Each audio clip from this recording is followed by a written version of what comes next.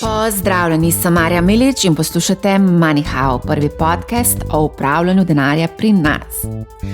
Kratek opomnik, 24. aprila se bomo srečali v živo v Kristalni palači, MoneyHow Live, dogodek pripravljamo za vas. Vsebina bo vsekakor zanimiva, aktualna, vabljeni, da se nam pridružite, povezava je v opisu epizode. Gremo kar na vsebino. Po 15 letih bikovske rasti še vedno praktično vsak teden spremljamo nove in nove rekorde, tako na borzi kot na kriptotrgu. Seveda posledično je zanimanja javnosti vse več. Številni, ki vstopajo na trg, pa želijo instant nasvet v smislu dej povej, kaj naj kupim zdaj. Ker je zanimanja vlagateljev veliko, ne preseneča, da številni ponujajo prav to, konkretne namige, konkretne naložbe. Danes se bomo vrnili v leto 2005, 2006, 2007, ko je bila evforija na borzi na vrhuncu.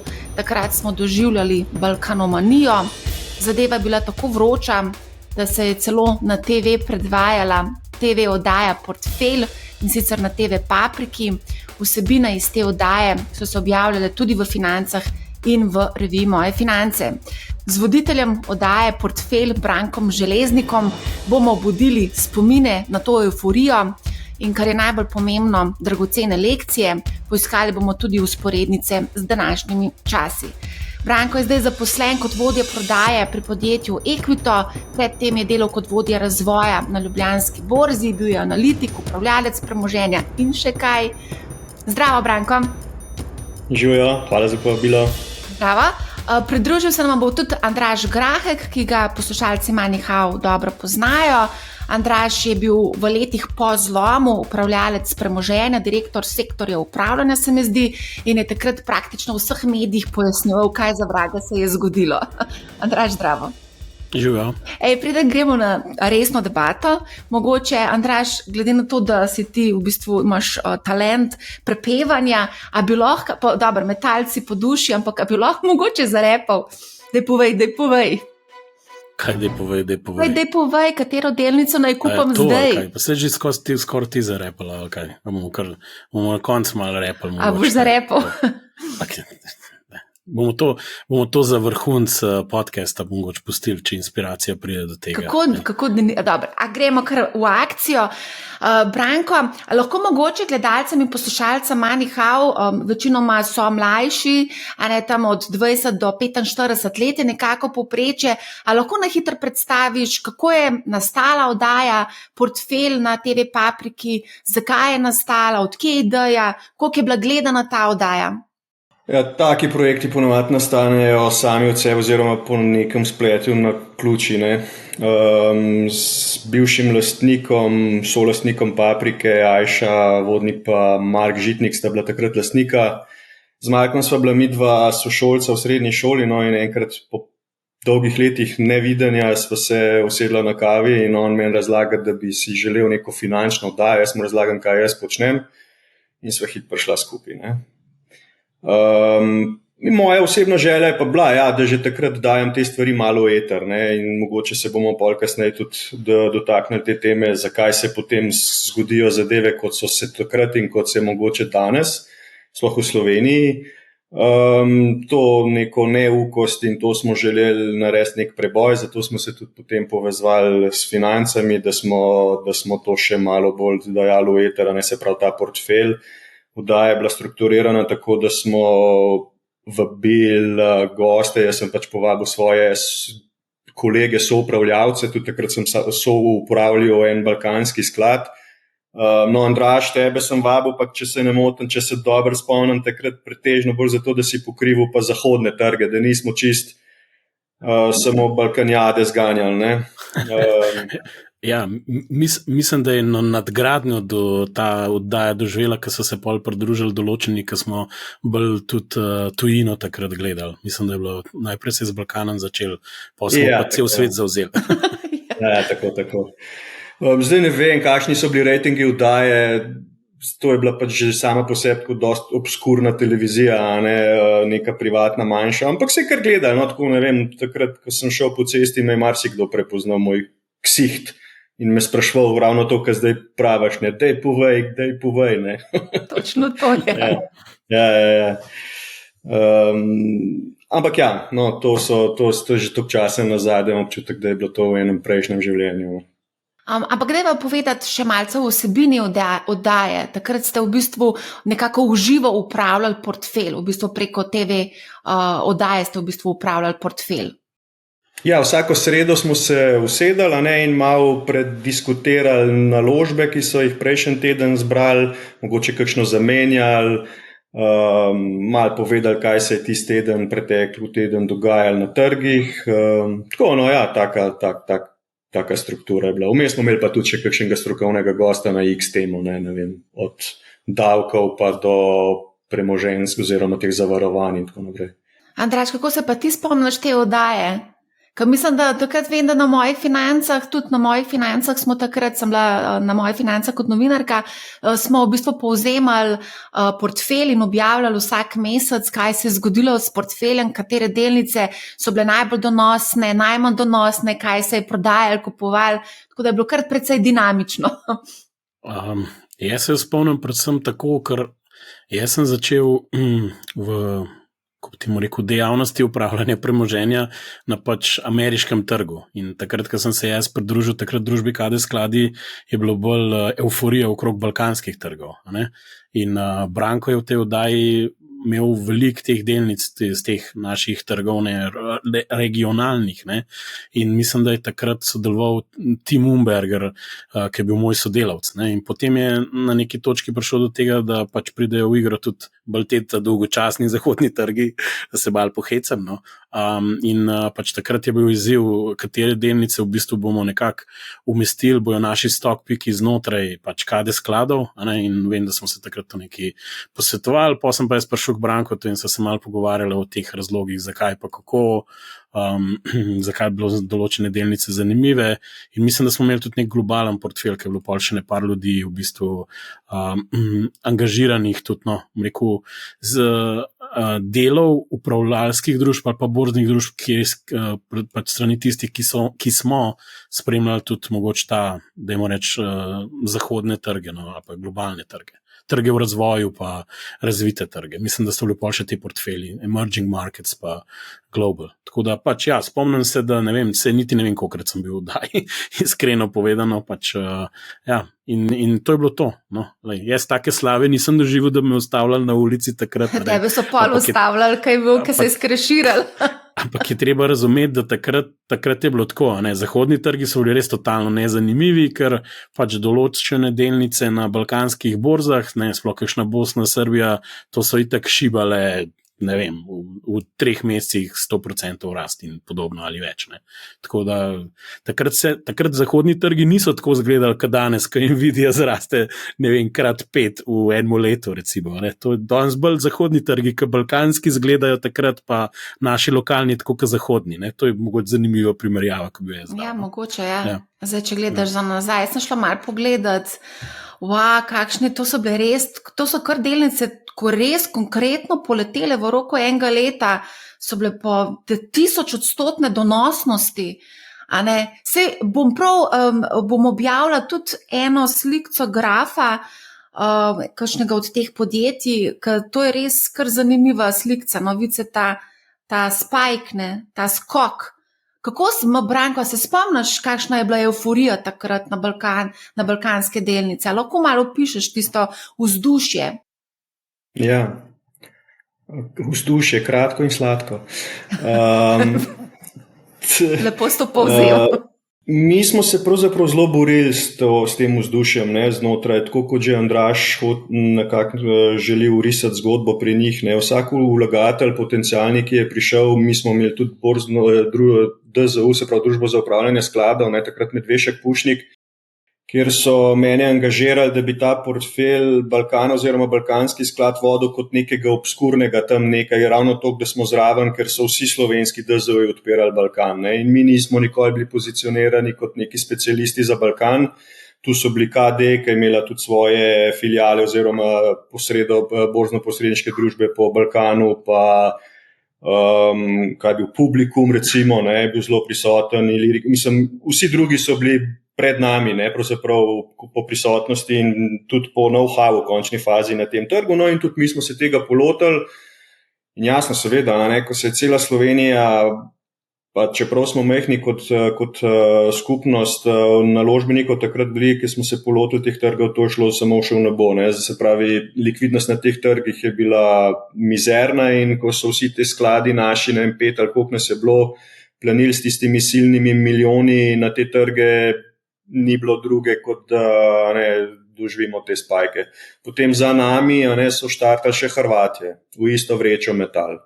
Potem se naj bi zgodil enako, ko so DZU-je začeli z regulacijo odpirati še Srbiji. Ne. Takrat je bilo potem pa že pogrom. No. Takrat se je pa najprej potem zgodil Kosovo in smo se že umikali z naložb. Po tisti kosovski krizi, pa jasno pa še nošel hrbet z ameriške krize. Ne. Tako da je pa... In potem seveda... Vrata iz dvorane so bila premajhna, da bi vsi ušli in se je zataknili. Nihče ni več kupoval, prodati so želeli pa vsi, ne moreš, ni teorije. A si ti tudi v tistem obdobju izgubil kaj denarja, oziroma verjetno si zaslužil in tudi verjetno kaj izgubil, si predstavljam? Ja, seveda, nekaj malega smo celo zaslužili, uspeli zaslužiti, ampak pravzaprav smo vsi doživeli enako usodo. Noben ni niti...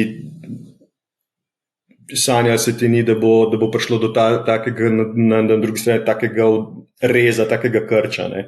No, ampak to sem želel reči, ne. Se pravi to, kar Andraž poudarja, ne. Vsak vlagatelj, ki je prišel, sploh mu nisi uspel spenetrirati te logike, da tu obstaja neka diverzifikacija naložb, da imamo mi še, 10 drugih skladov, ki so primernejši za dolgoročno vlaganje, da je mogoče balkanska naložba sam tako malo zraven za posoliti, morda 10% od celega portfelja in tako naprej, je šel drugam.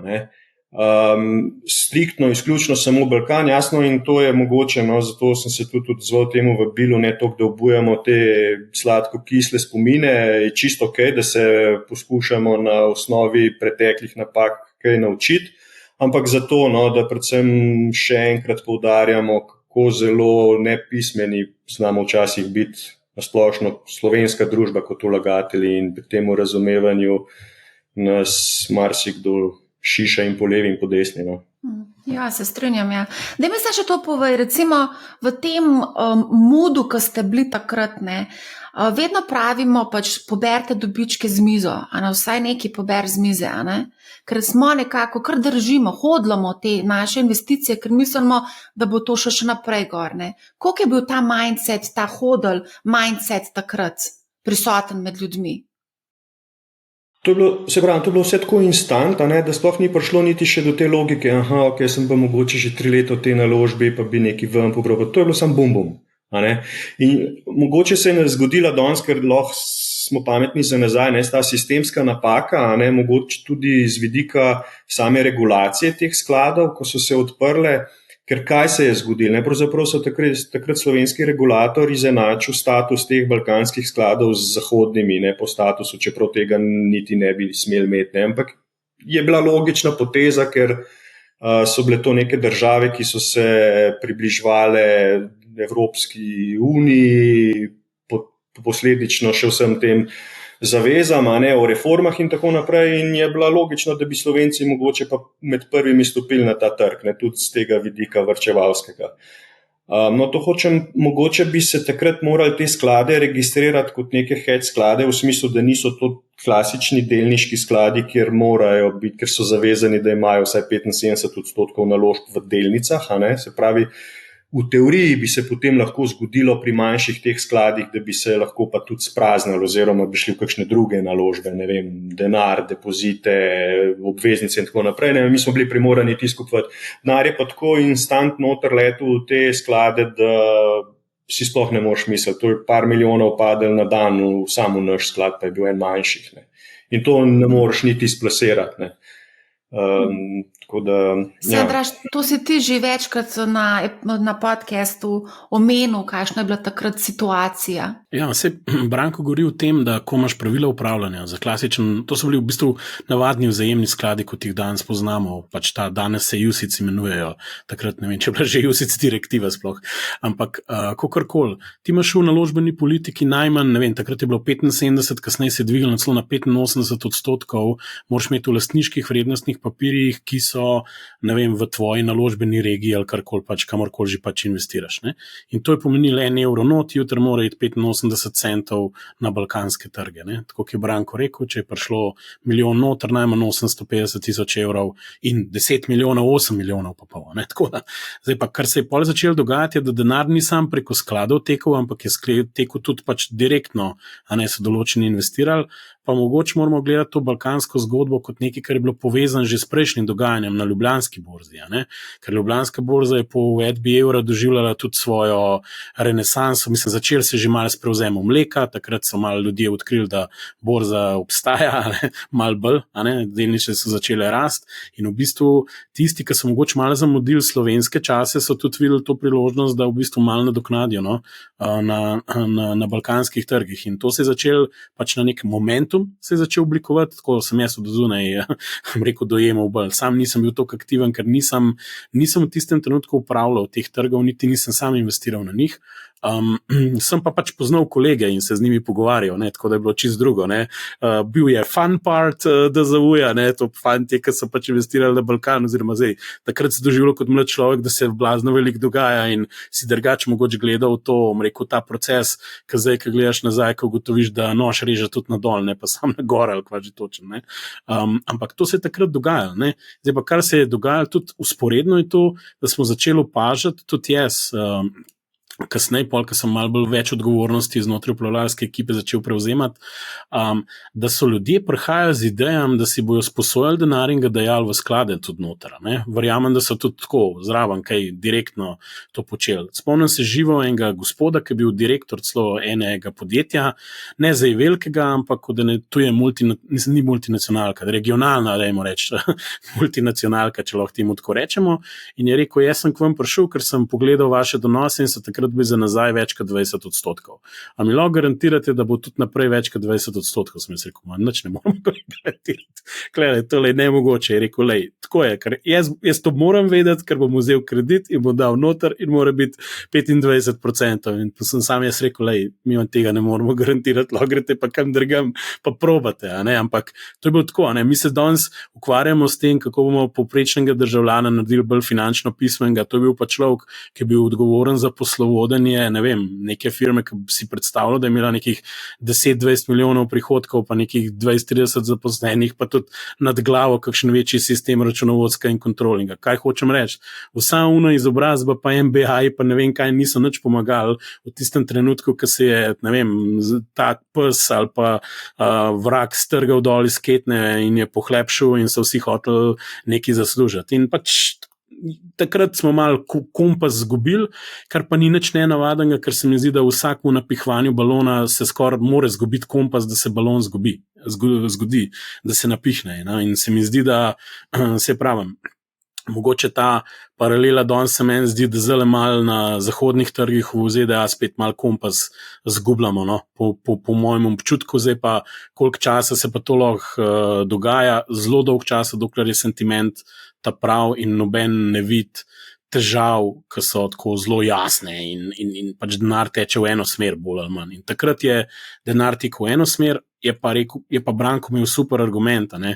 Mi smo ves čas vedeli in ukvarjali smo se z povprečno likvidnostjo balkanskih trgov, ker seveda, če si pogledal na zahod in videl promet na dan in tudi pogledal promet na dan v enem balkanskem skladu in morate razumeti, da DZU imajo neke pravilnike za upravljanje tveganj in tam se celo nekaj računa, nek povprečen, ne vem kva, dnevni promet, in so bile neke omejitve do določenih papirjev, če niso saj imeli, ne vem, x prometa nisi smel držati. Zdaj, mogoče, ker denar šel, to ni bil tak problem, ampak jaz se to še spomnim, ker sem bil pač pol kasneje zadolžen za upravljanje, ker smo ta sklad mal pucali, ne vem, kako ne rečem drugače, teh starih grehov in je veliko papirjev, ki je v eni dobi bilo med top 10 brez težav zaradi veliko prometa, ki se je z njimi delal, so bile kar naenkrat niso niti, sploh prometa ni bilo kakšen dan. Torej trg se je popolnoma spremenil in kle mogoče takrat mislim, da regulator ni bil na takem nivoju zrelosti, da bi razmišljal, razumeli so, da je nižji likviden trg, ne želim reči, da niso, ampak mogoče niso razmišljali tako daljnosežno, ker niso imeli mogoče nekega, izkušnje iz bolj sistemske likvidnostne krize, ki se je pol tudi kasneje z financam, z bankam bolj na tem področju dogajala. Ne sam, pač na Balkani so pač delnice šle dol, noben NATO pa jo se ni jokal zaradi tega, po domač povedano, ampak pri bankah se je pa pol Banka Slovenija malo imela druge probleme. A lahko skočim, no? Veš kaj, marsikdo se je opekel v tej balkanski zgodbi. Tako se je opekel, da je rekel, borza je na tek. In za 10 do 15 let ni prišel nazaj na trg. Mogoče zdaj prihajajo nazaj, spet, ko imamo neke rekorde. Ta balkanska zgodba je v bistvu kar zaznamovala Slovenijo, Slovence in naš razvoj in našo finančno pismenost konec koncev. Branko, kako gledaš na to? Ja, to poudarjamo non-stop. Se pravi, ko pride nek vlagatelj do tebe, povprečen slovenski vlagatelj, ne razmišlja sam po sebi strukturirano, želim varčevati, najprej se bom nekje zavarval, potem bom zgradil to neko piramido, naložbeno in na koncu se bom šel še danes primer, recimo, ko ravno s temi ETF ali ETI ali karkoli že so, ko drvi vse skupaj v kripto oziroma v Bitcoin, čist enaka zgodba, sam na bolj globalnem nivoju. Se pravi, enosmerni promet, ko bo pa tisti U-turn, pa ne vemo, kje bo, ampak ko bo. Se bo pa spet množica opekla, ampak želim reči, da naš slovenski povprečen vlagatelj ni tisti profil vlagatelja, ki bi rekel, fajn, želim biti prisoten tudi v tej zgodbi. S tem ni nič narobe, če vidiš, da se nekaj vročega dogaja, da pristaviš skledo ali pa pomočeš prst, ne pa da skočiš noter, kot Andraž pravi, še na kredit, brez gad, brez vsega. To je pa neumnost. In je težko učitati potem industriji, da so se opekali. Mi smo zelo slabo spali. Mi smo imeli že tekom procesa, mene blazno skrbeli, kako se bo vse skupaj končalo. Spomnim se še celo ene konference, kjer sem bil kot nek speaker povabljen v Banja Luki in kažem tiste grafe vsem prisotnim, z cele regije, upravljavci smo bili v eni sobi.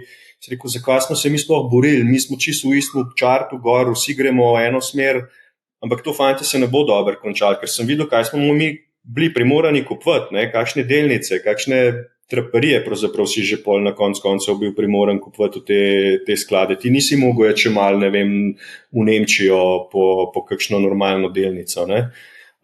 In je to, da se pol nekdo upekel, ko je vse pa še več stavil na leverage v to zgodbo, lahko krivi sistem, ampak en drug sistem, šolski sistem, ne vem, kjer sistem.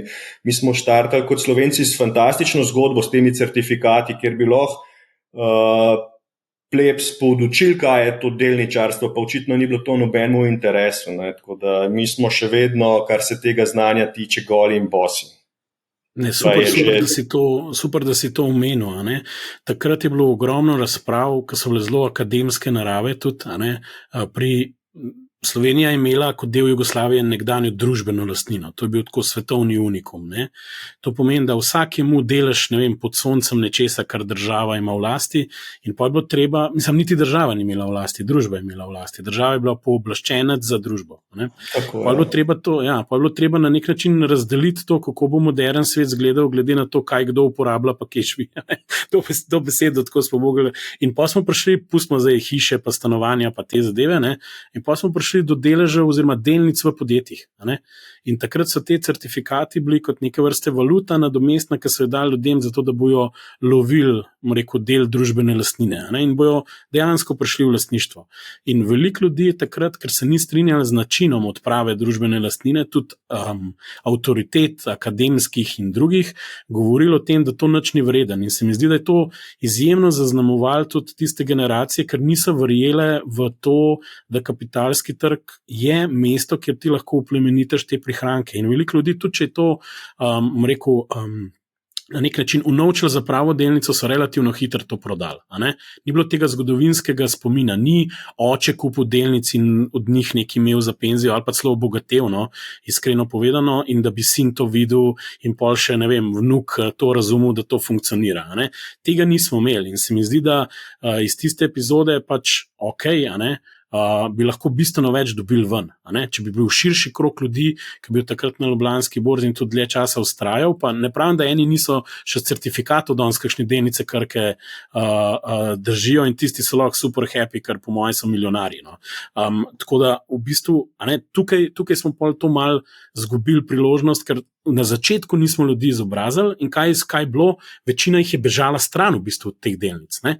In se je ta krog zelo zožal in že takrat so se začele malo, tako rekel, bolj za malo bolj oportunistična. Seveda, ker tisti, ki so razumeli normalno, da bojo to izkoristili pa kupili poceni delnice, ampak povprečen državljan pa ni videl tega kot nekaj, kar je, ne vem, pridobitev demokratične družbe.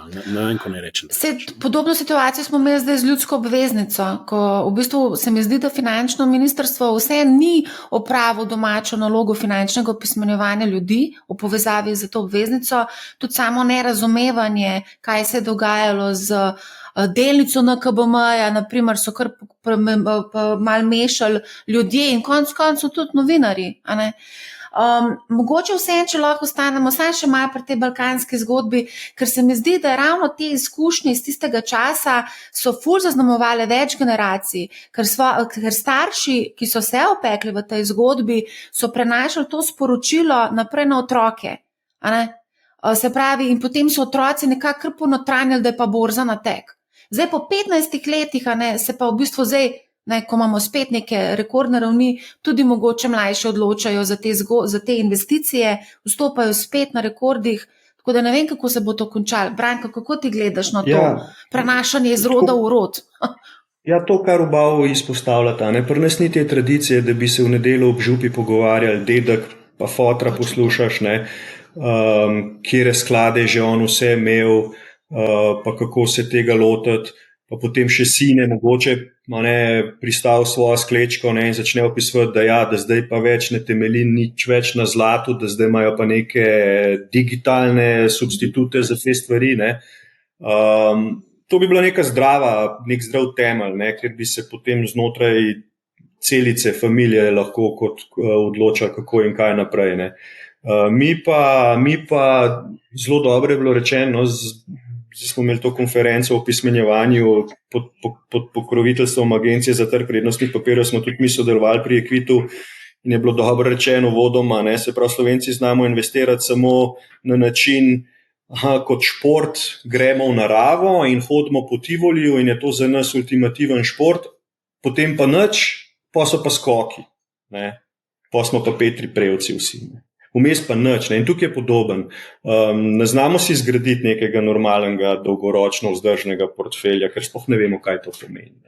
Potem samo ta FOMO lovimo in sosed si je že kupil nov avto hudiča in potem te zaboli in te grizeš in ti boš tudi in ja. Porabimo bližnjico in je treba iti gor. Bližnjice, absolutno, vse na instant, pa če se le da na kredit. Ta balkanska zgodba, ki je že koliko 20 let od tega, ni edina. Prej se je v Sloveniji, hvala Bogu, takrat še sploh nihče ni vedel, kaj borza je, ni bilo vpletenih, bom rekel, celega prebivalstva, je bil Dadas, je bilo ne vem kaj še vse. Naša borza je imela pogromov, in sploh, ampak to je normalen proces razvoja kapitalskega trga. Andraž omenja, imaš pa potem blue chipe. Jaz, ko recimo, ko imam kakšno konferenco, pa Marja, ti si zelo pridna na tem področju, recimo, in imaš stik in z mladimi in starejšimi, in ko jih vprašaš, ko sedijo v dvorani, pa jih vprašaš, da dvigante roko, kdo je že kdaj kupil kakšno loto srečko, da je stavil nekaj v smislu tvegam veliko, nagrada za to tveganje je X, dvigne cela dvorana roko, kdo ima v lasti kakršnokoli delnico oziroma vrednostni papir, pa 3 dvignejo, pa rečeš pa, da ni kripto, pa še tisti spustijo roko. Tako da ni. Mogoče, če lahko skočim, ker pač imela sem ravno za praktično skoraj cel mesec izobraževanja za mlade, 3. in 4. letnik na eni šoli. Zanimivo, tudi jaz sem vprašala mlade, kje imajo svoj denar, večina ima denar na banki, niti ni vezan, samo položenje. Potem sem vprašala, kako se pa kaj pogovarjate v družini znotraj familije o denarju, o investiranju, o upravljanju denarja, ni veliko teh debat. Ena punca je sicer izpostavila, da se z očetom veliko pogovarjata o kriptovalutah, o projektih in to je njun hobi in se nekako bondata tudi okrog tega. Tako da to je, kar se mi zdi fajn, no? da se lahko tudi podružita in pogovarjata o tovrstnih tematikah, medtem ko ni pač toliko veliko tematik vezano na delnice v razpršenih portfeljih, pač to ni del, kakor si ti rekel, Branko, neke južne, nekega kosila nedeljskega, da bi se o tem pogovarjali. Ne? To žal ni. Ne? Zanimivo pa to, recimo na konkretno tej šoli, oni imajo izobraževanje o upravljanju denarja, spoznali so dividende, delnice, obveznice, to vse oni vejo, delajo neke izračune kreditne sposobnosti, ampak to je vse samo teorija, praksa, praksi pa treba vsem, starš je tisti, ki more spodbuditi otroke, finančno vzgojo oziroma finančno opismenjevanje, po mojem mnenju, po vseh teh izobraževanjih, ki sem jih imela po različnih šolah, bom rekla, da se še vedno začne doma, kot si ti rekel, ob nedeljskem kosilu. To je nekako povzetek tega, kar sem zagotovila zadnji mesec, ko sem predavala intenzivno na eni šoli. Mogoče bi jaz sam še dodal, da v bistvu investiranje, tudi ko rečemo o varčevanju, ki je neka čist, najbolj osnovna oblika, periodično nekaj dajati na stran in si izbrati neke naložbe, da boš mogoče dosegel neke finančne cilje. To, da ti prebereš x učbenikov, poslušaš x ur nekaj, ne bo nadomestil tega, da ti nečesa nisi naredil. Tako da, in težava, ki jo mi imamo in Slovenija, jaz dostikrat ugotavljam, mi imamo dokaj izobražene ljudi na različnih področjih, ki poznajo ali znanost, ali kako bi se morali delati, teorijo, če hočete. Ko pa pridemo o prenosu teorije v prakso, bom dal primer iz startupov, iz akademskega okolja, nekega raziskovalnega inštituta v dejansko podjetje, kjer bo ta tehnologija prišla na trg in bo iz tega nastalo podjetje, imamo pa neverjetne probleme. Ker ljudje, ki teorijo poznajo, ne znajo nekaj, čemur se pa reče podjetništvo. Podjetništvo kot tako ni znanost, ni to PhD, lahko narediš PhD iz podjetništva na Harvardu, ampak tudi čez PhD naredil, iz firme naredil, podjetnik si ali pa nisi. Zato jaz pravim, investitor ali varčevalec si ali pa nisi. Tudi čez doktor varčevanja mogoče nisi varčevalec. In ta konc je the missing link, kako ljudem to približati na čim bolj enostaven način, da enostavno na nek pameten način začnejo, da ne bojo, po domače povedano, zabluzili in potem bojo prenehali z vsem in sploh ne bojo več počeli in bomo nazaj na situaciji, kjer bo, od 26 ali 27 milijard depozitov na bankah, jih bo, 20 milijard na upogled, sploh obresti ne bo prejemal, to je pa najhujše. Se jih je, 23 milijard ni nič vreden. 23 milijard je trenutno na upogled, tako da to je grozljivo. Tako da, samo da v kontekst damo, to leži tam in niti enega centa obresti se na to ne plačuje. Mi imamo pa inflacijo zdaj 3-4%. Zdaj, tako, najhujše je, da niti veže se ne za eno leto ali dve, da vsaj malo manj zgubu, recimo, ali pa mogoče v enkrat obrestne mere, kakšen let više, maybe bi inflacijo dobil not. To je strašljivo. Mi smo po nekih barometrih ali kvaži četrti najbolj pismen narod v EU, ali se ti už vedela. Eurobarometer, mislim, da smo zdaj po novem tretji. Veš, in zdaj ne bomo ponosni na to. Jaz pravim, dokler bo to, kar vi ste, nimamo na kaj biti ponosni. Ta pismenost, prosta pismenost zajema to, da imajo TRR-je odprti otroci, ki delajo prek študentskih servisov. To ne pomeni, da so oni finančno kakorkoli pismeni. Sej govorim. Kriteriji so čudni. Ja, se strinjam. Branko, mogoče, če se lahko samičko dotaknemo tega portfelja iz tega časa, koliko je ljudi dejansko kopirali ta portfelj? Ne vem, nisem nikoli naredil te javnomnenjske raziskave, ampak kar nekaj, tako, ko sem dobil feedback, tudi kot če bi tebe vprašal, dobro, ti veš, koliko imaš sledilcev, ampak koliko si v etru. Mene sprašujejo, če lahko razkrijem svoj portfelj. Zdaj sem dobila tudi na Discordu, me sprašujejo, da ne povem, kakšna je sestava mojega portfelja. Tudi recimo te mladi, ki sem jim predavala, so tudi hoteli vedeti, kakšen je recimo moj portfelj.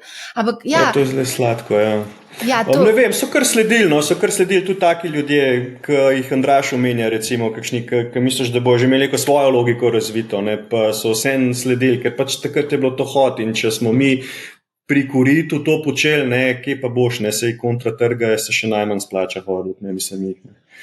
No, ampak to sem tudi hotel še reči, ko izpostavljaš, koliko imamo mi nekih silnih milijard na viste računih, ki delajo sistemsko škodo gospodarstvu, tudi banke imajo bolj kot ne problem s tem, s tem ne moš ne plasirati naprej sredstev, ne moš načrtovati dolgoročno znotraj bank, pa ne rekrutira, nihče ne uspe rekrutirati teh sredstev, ne DZU, da bi to nekako sistemsko potegnili not in začeli upravljati, ne upravljanje portfeljev, ne nič, ne sam te skoke na glavo, tako sporadično doživljamo kot individualci. Sistem pa trpi, in tukaj nas po levi in po desni šišajo države, ki so bile včasih desetletja za nami, recimo ena Romunija, si sploh ne predstavljamo, kako zelo daleč pred nami je tudi z tega vidika kapitalskih trgov. Omenila si to socialno obveznico. Jaz bi tukaj vsem pozdravil to idejo. Socialna. Ljudska. No, državljanska, obveznica za državljane. Donosi so bolj socialni, če rečemo. No, ampak zelo pozdravljam take iniciative oziroma take majhne korake za kapitalski trg v globalu, pa zelo velike korake za slovenski kapitalski trg. Zakaj? Zdaj smo pri Equitu bolj kot ne skoncentrirani oziroma imamo primarno dejavnost na tem primarnem trgu, se pravi, ko podjetja novačimo k razmišljanju, ki je pa tudi na drugi strani problem, kako priti do financiranja ne samo pri bankah, ampak z izdajo obveznic, mogoče celo morda kdaj IPO in tako naprej. In je manjši korak, zdaj že opažamo malo, to pol začne nekaj let, se pravi, neka država je izdala neko obveznico in potem začnejo spraševati podjetja, kaj pa to sploh je za en inštrument, a bi to tudi mi lahko tudi vi to počnete, samo nek pribitek boste gor dali in tako naprej.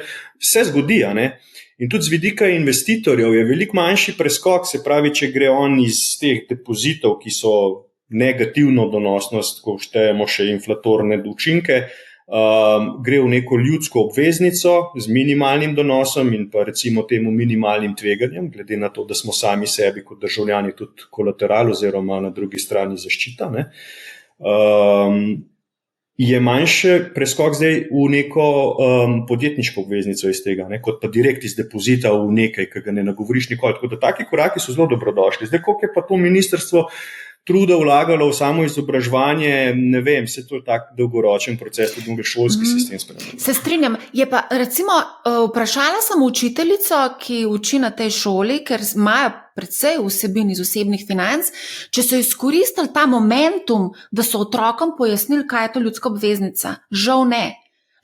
In se mi zdi, da je tudi recimo ena taka stvar, ki je aktualna, o katerih praktično vsi mediji govorijo, da se to ne izkoristi v izobraževalne namene tam, kjer dejansko že danes izobražuje. Drugače pa jaz s tabo strinjam, to je super, da se je Ministrstvo za finance lotilo tega projekta. Zdaj prihajajo tudi občinske obveznice, ki bodo namenjene tako državljanom kot seveda institucionalnim vlagateljem. Bomo videli, kako se bodo župani odločili za ta korak. To je tudi zelo pomemben korak, po mojem mnenju.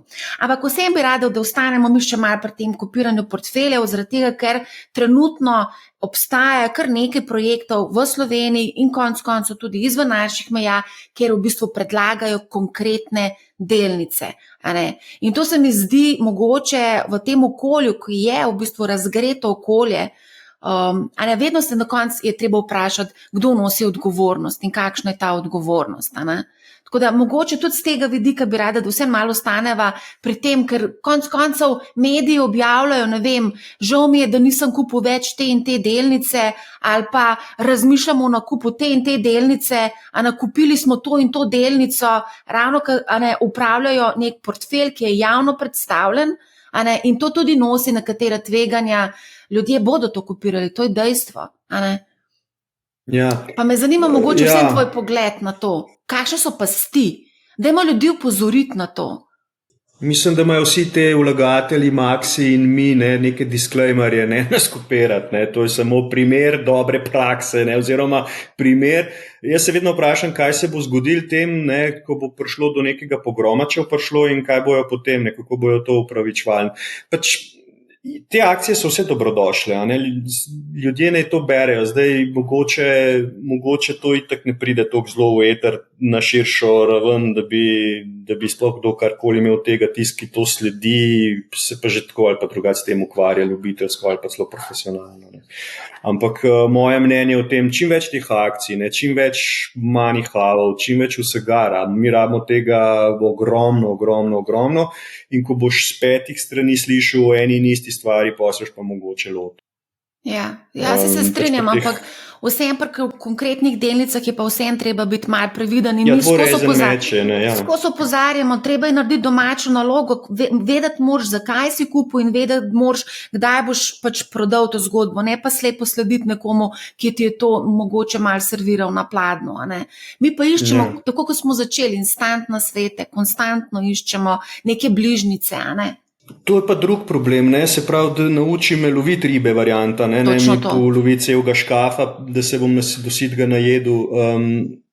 To pol priješ do tega, ne, da nimaš več sledilcev oziroma nobeno se ne da ukvarjati s tem. Pa sploh ne vem, če kaj došteje, ne? Mislim, da bi jih naučili neke osnovne logike nekega analiziranja, ne vem. Temeljna analiza danes v tem svetu, sploh ne vem, Andraž, ti pove, a sploh še kaj šteje. Včasih smo nekaj računali, neke kazalce, pa gor, pa dol. Danes je to vse tako nekje v oblakih, sploh te neke Nvidije in podobni, a ne vse temelji samo na številu uporabnikov, sledilcev, ne vem, prihodnosti, tisočerih, ne vem, dejavnikov, ki si jih jaz pravzaprav v analizo sploh ne znam slačiti, kot nek predstavnik še une dinozavrske vrste, analitske, ko smo neke temelje iskali, ne. Ja, v bistvu, mislim, se veš, kako je, ne? Večjo premijo daš na neko prihodnost, ki ne bi se materializirala na brsi na spolskem terenu, ne? To je dejstvo, ne? In zdaj v tem trenutku določene panike poganjajo ta momentum na globalnih trgih, ki so definitivno usmerjene popolnoma v prihodnost, ne? Umetna inteligenca, strojno učenje, pač, software je bil klej, ampak zdaj doživel čisto novo renesanso, ko so mislili ljudje, da ne bo šlo več više, pa smo še enkrat najdeli nek nov lep svet, ne, v katerega lahko mogoče ali pa ne verjamemo v naslednjem desetletju. Ne.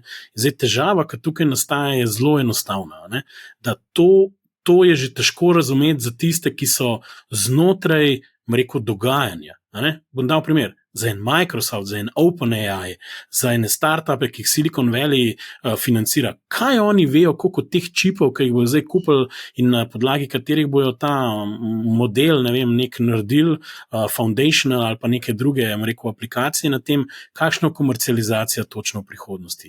Ne vemo, saj tudi ne vemo, a bomo še zmer plačevali, ne vem, 30 € vsak uporabnik za nekega, ne vem, ChatGPT-like ali pa nekega druga agenta, ki nam bo pomagal. Ne. Ta prihodnost in te poslovni modeli se bojo zelo spreminjali. Zdaj, težava, ki jo jaz vidim, je tukaj, da če recimo ti rečeš, kopiraj moj portfelj danes, ne, in pač nekaj delam, pa mogoče sploh ne vem, pa malo pišem o tem za nazaj, ne, in en pride in to kupi tako. Ne. Jaz se strinjam, ne. Sej je fino, da se o tem piše, a ne, da se učimo. Samo če tega ne vidiš kot učenje in ne vem, ti babica da tam njeno zapuščino in to noter vržeš, pa še kaj zraven, a ne, pol bo težava, ker nekdo bo mogel biti kriv, če bo šlo to na jug. In zdaj, pa jaz rečem, na neredki smo toliko samo kritični, ker rečemo, jaz sem napako naredil. Zmeraj je mal morajo biti drugi krivi, da lažje zracionaliziraš lastne napake, pa hibe, pa ne vem, kva še vse drugo. Pač tako je. Zdaj, tudi če verjameš, da zares ti kriv, na konci javno, za šankom, v javnosti, na sodišču je kriv nekdo drug.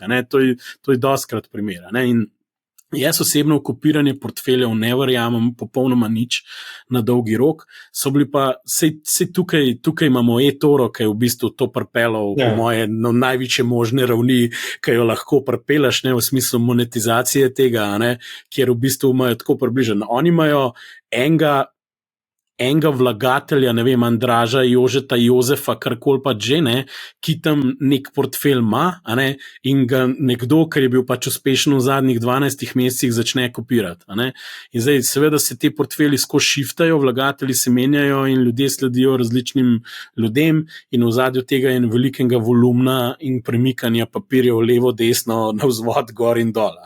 In to je poslovni model. In zdaj pa tako, imaš dve variante.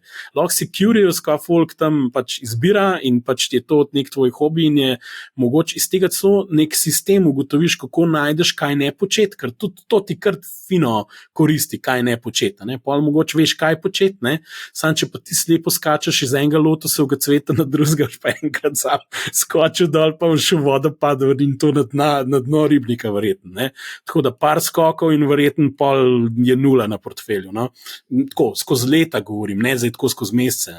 Tako da druga težava je pa mogoče, da se je treba zavedati, zdaj, eno je uporabnik, eno je pa recimo mogoče nek medij ali pa projekt, kot si ga ti imel, ali pa ne vem, kjerkoli drug projekt na področju, ko se komunicira ali pa neka vsebina za investiranje podaja. Zdaj bom pa tako rekel, so projekti, ki preživijo slabe čase, pa so projekti, ki jih ne preživijo. In to je treba razumeti. In zdaj stvar zgleda popolnoma drugačna, ko veter piha v hrbet, ko pa ko veter piha v prsi ali pa ne vem, kakorkoli. Vse vemo, da pod vetrom se gre težko. In to bo zanimivo videti, ali bomo preživeli tisti test, ki bo to šlo dol, mislim, vključno z Moneyhovom, iskreno povedano, bodimo kle honest to the bone. Se strinjam, absolutno. Ker jaz se spomnim tega obdobja, kaj smo mi na KD skladih se šli, ker je bilo res sranje in smo rekli, folk je v paniki, pojmo jim mi probati razložiti, kaj ne bi se zdaj od te točke naprej dogajali. In pač itak je šlo dol. In potem neizogibno greš nazaj v zgodovino in lepaš skupaj une grafe starih kriz, pa koliko časa so trajali, pa koliko je bilo od vrha do dna, pa koliko časa je ukrevali, ker folk je mislil, to je konc, to je natekto v nula in to za delnice, za blue chipe. In pa smo jim naredili scenarije, kaj je, če ti zdaj prodaš in daš 20 let na banko, ker se je odbil pač na eni točki, kaj je, če ti v bistvu ne paničaraš in še cash ga imaš na banki, zdaj daš noter, to je pogumni, to meni naredil takrat, no way, ampak tist, ki bi to zdaj gledam leto 2006-2007, so bili in pa smo vlekli naprej te linije 10 let naprej, in seveda tist, ki je to naredil, je itak zmagal čist. Težava je bila pa to, da veliko ljudi se je ustrašil, takrat povlekli ven, in je šlo na banko in nikoli ni več prišlo nazaj, oziroma je mogoče zdaj prišlo nazaj, ne vem, zadnjih 5 let. In to so pa te stvari, ki ti rečeš ta šport, ali sem Tivoli ali pa Peter Prevc, all or nothing, veš, my way or the highway. To je ful narobe pri investiranju za povprečnega državljana. Povprečen državljan mora imeti vsak mesec mora varčevati v najbolj kvalitetni delniškem portfelju in to je njegova boring varovalka za karkoli se mu v prihodnosti zgodi. Pa še takrat se lahko zgodi kakšen crash, pa ga bo zabolel.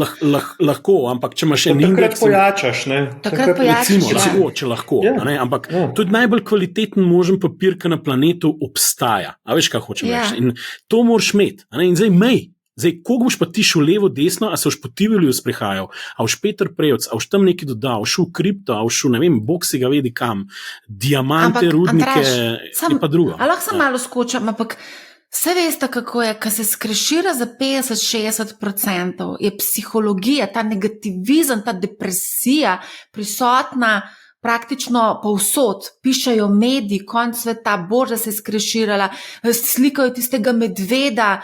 In to psihologijo, a veste, mi imamo ta indeks pohlepa in strahu, in ti dejansko kaže sentiment ljudi, in kako boš ti kot posameznik se zoperstavil te depresiji, temu pesimizmu, ki ga bo medijska propaganda bo še bolj še bolj pušala. Grozen bo, grozen bo. Čakaj, Marja, zdaj se pa kar naenkrat strinjaš z mano, da so mediji krivi za vse krize. Mislim, a ti nekaj povem, to ti bom pa iskreno povedala, da se s tabo v bistvu res strinjam. In ti bom dala primer. Takrat, leta 2021, sem predavala na eni gimnaziji naj ostane neimenovana. Spraševali so me vsi po vrsti o NFT-jih. Takrat je bil NFT boom. Vsi so hoteli vedeti vse o NFT-jih, tam mali so samo to spraševali. No, potem naslednje leto, ko se je pa vse skupaj skreširalo, pa je bila inflacija, pa je bil koronavirus, pa ne vem kaj, v glavnem, takrat so me pa tamali oziroma mladi spraševali o depozitih. Tako da čisti šift. In kdo v bistvu nekako diktira nek sentiment med ljudmi, a ne? Poglej, ko imamo na Dnevniku novico o tem, da je Bitcoin dosegel neke rekordne rasti. Kaj misliš, da se je zgodilo? Ne? Pa recimo, da je borza na rekordih. Ne? Tako da na nek način v bistvu mediji res diktirajo zanimanje ljudi za določene tematike. Ampak mediji pridejo prepozno. Mediji pridejo prepozno, na takrat je že konc. Mediji zdaj ne bojo pisali, ker nihče ne od tega bral, pazite se Nvidia, to je mogoče, ali pa še kakšnih drugih delnic, ne, za Bitcoin, smo se zmenili, da je vreden, ne vem, 72,000, lahko bi bil tudi 100, lahko je tudi $1, tam ni neke temeljne analize, so neki stroški mininga gor dol. No, ampak to, ko sprašuješ, kako se obraniti temu, ne, če ti približen štekaš od makroekonomske zgodbe, da si jo znaš nekako prevesti v situacijo, ne, pa vse te in tveganja in priložnosti, ki ti jih ponuja, ne, da razumeš, iz kje izvira neka inflacija, kaj pravzaprav gospodarska rast, kje so une branže, če temu tako rečem, ali pa vodilna podjetja v branži, ki generirajo to rast, ne, in potem se ti zgodi nek borzni pogrom. Vsi vemo, da borza nikoli ni v ravnovesju. Neko raste, neko pada. Ker če bi bila v ravnovesju, bi bila to ena ravna premica. Ne. Gre pa gor dol in je ali prenapihnjena ali podpihnjena, če temu tako rečem. Ne. In te podpihce je treba loviti in takrat skočiti noter s temi silnimi milijardami, ki jih imamo na vista računih. Ne. Samo še razumeti, v kaj. Ne? Zdaj, če se navežemo, ko se tako rade navezuješ na to balkansko zgodbo, to se na Balkanu pa pravzaprav žal ni zgodilo, ker se nič od tega promislenda, ki ga je Balkan tudi obljubil, kot nek sistem ni zgodil. Ne? Balkan je, to so države večnega potencijala, ki se nikoli ne bo zgodil. Ne? Srbija konkretno, neugrabljena država, če te tako rečemo. Ja, to je v bistvu bil moj point. To se tako smešen sliši. Investiram v 500 najbolj kvalitetnih papirjev na planetu. Tako, da bomo malo pomislili. Verjetnost, da tukaj na dolgi rok to ne bo odražal rasti globalne ekonomije, je enaka nič. Tako, dobesedno nič. Na eni točki bo to ujel, zdaj malo bojo nihan, zdaj pa čez vsak dan en znesek, ne vsak dan, vsak mesec recimo neki dan, se bo to skozi čas akumuliralo. Tako da mi smo takrat en trik imeli čisto psihološki. Vsi so videli graf, ki je padel, ker so bile krize in graf je šel dol trenutnih tečajev, mi smo imeli pa lepljenko kriz. In tam je kazalo, da bo šlo še dol. In vsi so rekli, a pa moram zdaj prodati, počakati, pa na dnu kupiti. In mi smo rekli, ne, vi morate samo zdaj ustrajati in mesečno, ker ne vemo, kje je to dno, to zdaj ni natančno, ampak vaš prijatelj je recesija. Recesija je poezija za nekoga, ki začenja. Če hočemo zdaj se Rime iti. Ker bo ti zdaj nabiral v recesiji tiste enote, jih boš 3-4 leta nabiral, veselo, pa bo pa potegnil gor in bo compounding šel v tvojo korist. Bolj je problem, če skozi sam raste, ker poje itak, time weighted moraš itak delati, samo who knows. Največja težava, ali pa najslabše, kar se lahko v resnici zgodi, je to, da ti imaš sam 10 let runwaya in prideš glih na konc teh bolj pri koncu bull marketov, nabereš fajn 8 let, pa se pa vse skrešira. Prav šli smo čez črke, ne? In sem rekel, matematično najboljš možen scenarij je črka tako, pa pade dol, pa je skozi na nuli, pa čez noč vse zaraste v neskončnost, ne? Ker smo najnižjih možnih. Ne? In pa je folk začel počasi dojemati, da recesija je, kar si ti dolgoročen skozi v equity marketu, v delniškem trgu, je tvoj prijatelj. In del tega moraš imeti. Ti se moraš prisiliti, da ti tam mlinček mele. Ne pravim izključno, ne pravim samo, ampak tega ni. Ker vsi tisti, ki so bili pa na banki 20 let na visti, se lahko graf zdaj damo gor, kakšna razlika je to ratala. Če bi vsak mesec 50 evrov več dal na račun, pa ima zdaj, pač whatever, 1000 evrov v 20 letih, ali pa če bi jih tja dal. To so take številke, da folk narod padu. Pa vam mogoče eno stvar, sorry, ki sem mal dolg. Jaz včasih nisem verjel v sistem, ki ga imajo na Hrvaškem toliko, kjer imajo obvezni dodatni pokojninski steber, kjer neke 4% se mi zdi od plače obvezno odtegnejo v neke sklade. Ampak počasi začenjam verjeti, glede na to, koliko denarja se valja po slovenskih bankah, da če bi mi imeli isti sistem, da bi bilo bolje, ker bi ljudje posredno imeli delnice in v bistvu bi jih na nek način mal prisilili, da jih imajo. Ker očitno zlepa ni šlo pa z izobraževanji zadnjih 20 let, tako bi pa dejansko imeli, če bi imeli ustrezno regulirane te pokojninske sklade, zdaj v nekem premoženju, kjer bi dejansko varčevali. Tako jih ima pa večina v prvem stebru, pay as you go, s prispevkov do pač izdatkov in ta sistem ne bo preživel testa časa v naslednjih 20 letih. No, sej drugače, tudi v teh skladih, kjer sicer 600,000 Slovencev varčuje, grozljiva statistika še vedno je precej v zajamčenem skladu, čeprav bi bil lahko v uravnoteženem ali pa v delniškem. Ampak dobro, to smo že obdelali z Blažem, pa to bomo pripravili še ekstra epizodo na to temo. Obvezni bi zihar del teh depozitov dal v neke inštrumente, ki bi razpršili te prihranke. A gremo mogoče vseeno še pogledati, zdaj, ko se pogovarjamo o tem pogromu, kako, Branko, si doživljal osebno ti ta pogrom? Moram reči, da sem bil mentalno že prej nanj pripravljen. Jaz sem pravzaprav veliko slabš spal, ko je euforija trajala, ker mi je bilo strah tega pogroma. Pol, ko se enkrat zgodi, je že pravzaprav zgodba za tabo. Pri meni je še celo tako sovpadalo zelo nesrečno. Mislim, ta zgodba moja tega Balkana in balkanskega upravljanja je bila tako, bom rekel, na tak pravzaprav zelo nesrečen splet okoliščin. Še takrat sem dobil neko ponudbo za službo, jaz sem bil takrat malo mlajši in sem takim ponudbam nisem rekel ne. In to ravno v krizi oziroma v žarišču krize, in pol to tudi mogoče izpade, kot da rep med noge, pač tako je izpal. Nisem predstavil, bom rekel, zgodbe iz samega upravljanja sredstev oziroma iz Balkana, šel sem še globje v Balkan, šel sem takrat v Romunijo in tako naprej. Doživljal, kaj pa vem, mislim, meni je bilo recimo, spomnim se enega dne, ko me je tvoj bivši kolega, takratni, mislim, da je bil urednik mojih financ, pokliče zjutraj, pa se mi reži neki, lahko bi se saj ubril, pa jaz tako, kaj čemu, o čem ti govoriš? In sem bil tam, moj fris na prvi strani financ, Mr. 100%, mislim, da je moj sklad takrat, ker je bil tudi najmanjši in je bil najbolj agilen v tistem smislu, prvi dosegel 100% rast, in to so takrat zato tokrat rečem, da so mediji na nek način soustvarjalci teh kriz, ki so pumpali vse finance, vsi so pisali samo o Balkanu, ker se pač drugega ni brali in jasno, da boš o tem pisal.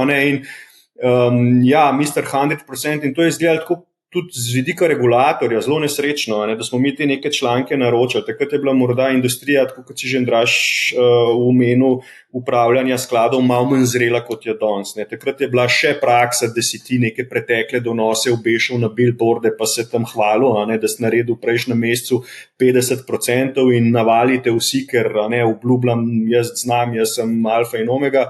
Mi se pravzaprav tega sploh nismo šli. In meni je bilo zelo neroden v teh situacijah. Jaz takrat sem se zelo slabo počutil, tako bom rekel, skozi sem imel en cmok v posod.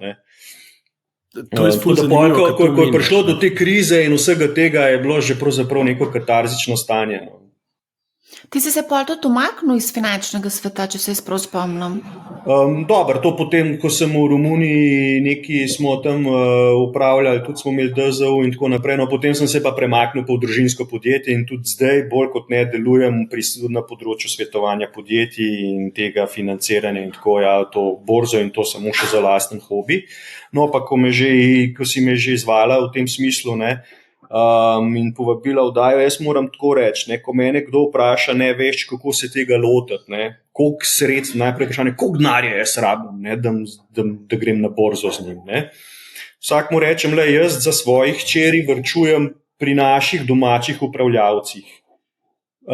nevešč vlagatelj vedno našo industrijo vrže a priori v koš, ker so predragi, ker ne znajo tako dobro kot njihovi ameriški kolegi in tako naprej. To ni res. Ne. Od nekdaj je to industrijo krojilo, nebroj zelo inteligentnih ljudi, recimo Andraž je že en predstavnik takih, ki so res vedeli, kaj počnejo. Ne.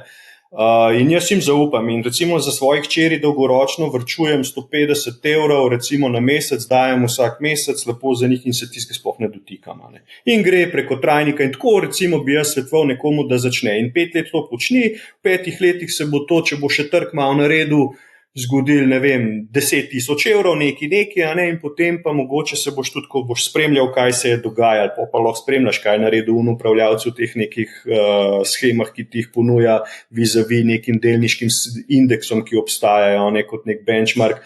In če misliš, da si lahko sam pametnejši, pober ven in nadaljuj zgodbo sam, ampak vmes pa spremlji, izobražuj se, probike, naredi si nek fiktiven portfelj, in ga spremljam in tako naprej. To bi bil mogoče moj nasvet, kako se tega polotiti.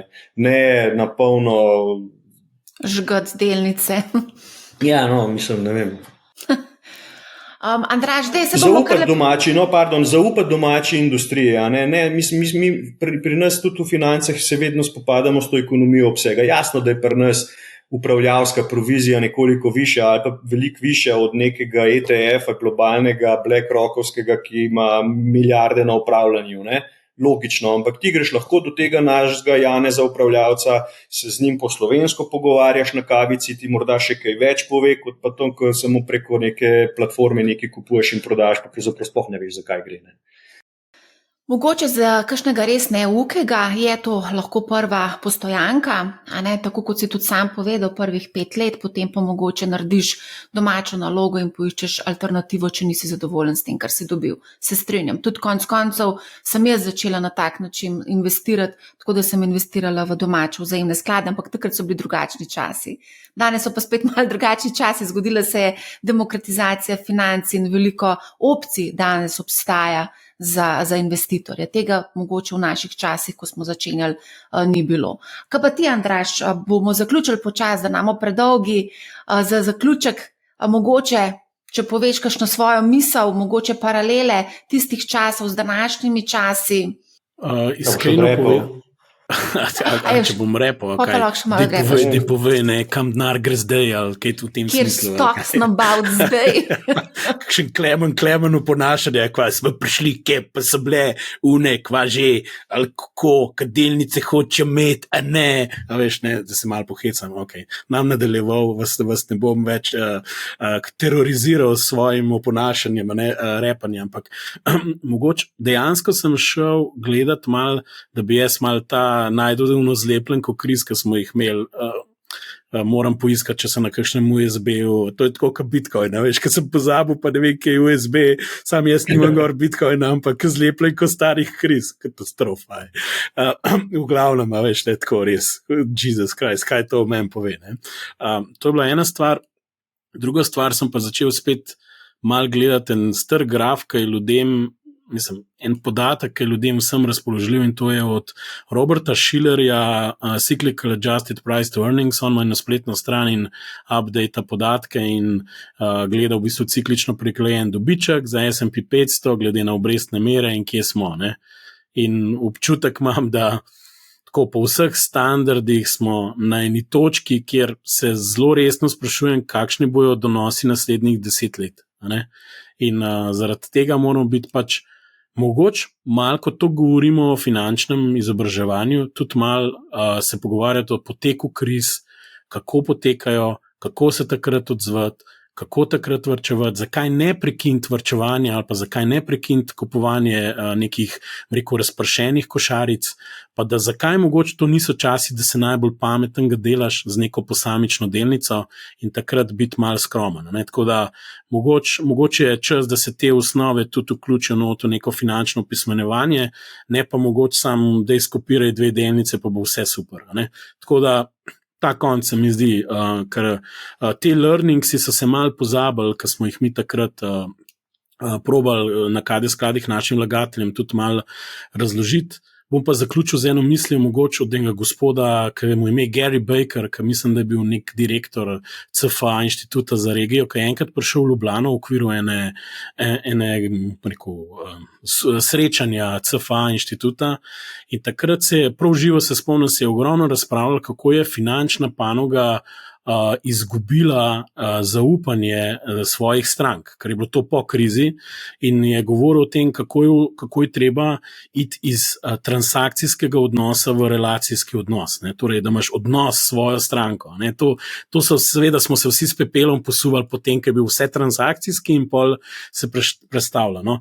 Zdi se mi, da v tem trenutku malo bolj spet prihaja ta transakcijski odnos ven, da v bistvu ne zanima to, kaj bo z ljudmi v prihodnosti, ampak je vse vezano na neko stvar, ki jo kupaš, zaslužiš, transakcijo, stock tip. In to je zame tudi en tak red light v končni fazi, tako da upam, da bomo odnose tudi ohranili, ko bojo časi slabi in ker v transakcijah se takrat ne vem, če samo povedati, ne.